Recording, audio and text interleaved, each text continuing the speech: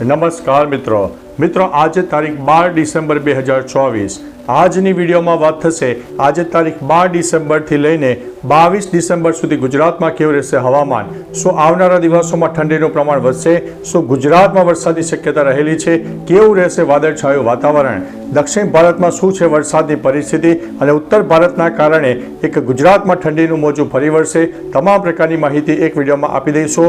ઉપરાંત ગુજરાતમાં આજે 12 ડિસેમ્બરના રોજ વહેલી સવારે એક ભૂકંપનો આંચકો પણ આવ્યો છે, તેની પણ વિસ્તૃત ચર્ચા આ વિડીયોમાં કરવાના છીએ। મિત્રો શરૂઆત કરીએ તો ગુજરાતમાં ઠંડીની આગાહીની। અત્યારે ગુજરાતના મોટાભાગના વિસ્તારો ઠંડાગાર બની ચૂક્યા છે, તેની પાછળનું મુખ્ય કારણ છે કે back to back western disturbance સક્રિય થઈ રહ્યા છે, જેના કારણે બરફવર્ષા થઈ રહી છે અને બરફવર્ષાને કારણે બર્ફીલા પવનો ગુજરાત અને રાજસ્થાન સુધી જોવા મળી રહ્યા છે।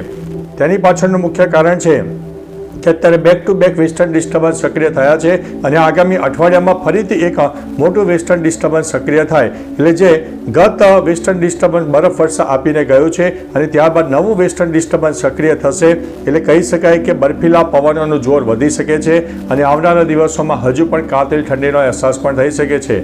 અનેક વિસ્તારમાં ન્યૂનતમ તાપમાન 14 અથવા તો 13 ડિગ્રી કરતાં નીચે પણ જાય તેવી શક્યતા છે। રાજસ્થાનના માઉન્ટ આબુમાં તો 0 ડિગ્રી કરતાં પણ નીચે ન્યૂનતમ તાપમાન નોંધાઈ ગયું છે। અનેક વિસ્તારમાં એક બરફની ચાદર પણ છવાઈ ગઈ છે। બીજી તરફ મિત્રો ગુજરાતમાં પવન સાથે બર્ફીલા પવનો પણ જોવા મળશે એટલે કે આગામી કહી શકાય કે 10 દિવસ હજુ પણ આપણે જોરદાર ઠંડીનો અહેસાસ થવાનો છે।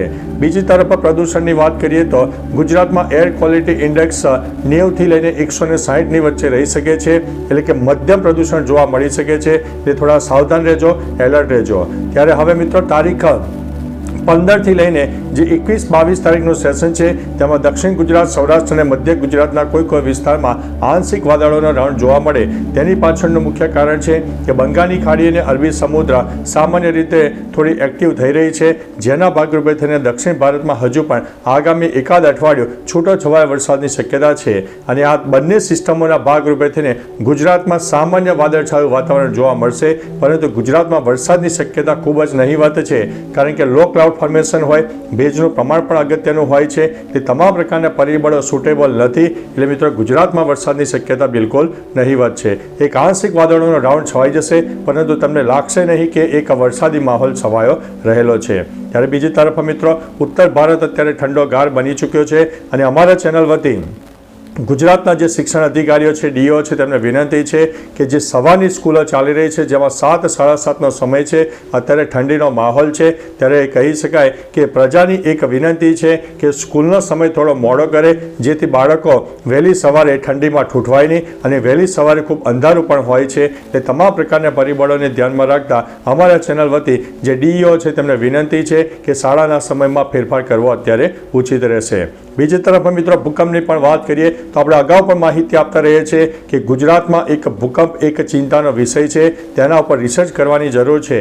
આજે તારીખ 12 ડિસેમ્બરના વહેલી સવારે કહી શકાય કે કચ્છના રાપરથી 18 કિલોમીટર દૂર વેસ્ટ સાઉથ વેસ્ટમાં એક 2.7ની તીવ્રતાનો હળવો ભૂકંપનો આંચકો નોંધાઈ ગયો છે।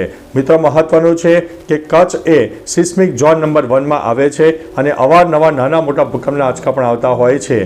ગત 7 ડિસેમ્બરના રોજ પણ કચ્છમાં 3.2ની તીવ્રતાનો એક મધ્યમ સુધીનો ભૂકંપનો આંચકો નોંધાઈ ગયો છે, એટલે મિત્રો થોડા સાવચેત રહેજો, એલર્ટ રહેજો। બાકી મિત્રો તમારા વિસ્તારમાં કેવું વાતાવરણ છે, ઠંડી હોય, ગરમી હોય, ધુમ્મસ હોય, ઝાકળ વર્ષા હોય, ઉપરાંત મિત્રો બરફની ચાદર પણ છવાઈ ગઈ હોય તો તમામ પ્રકારની માહિતી આ વિડીયોમાં આપી દેજો। વિડીયોમાં તમારે વિસ્તારો સાથે જણાવશો તો ગુજરાતની જનતા જાણી શકે કે ગુજરાતમાં કેવો માહોલ ચાલી રહ્યો છે। તો ચાલો મિત્રો ફરીથી હવામાનની લેટેસ્ટ માહિતી લઈને મળતા રહીશું, ત્યાં સુધી અમને રજા આપશો। નમસ્તે।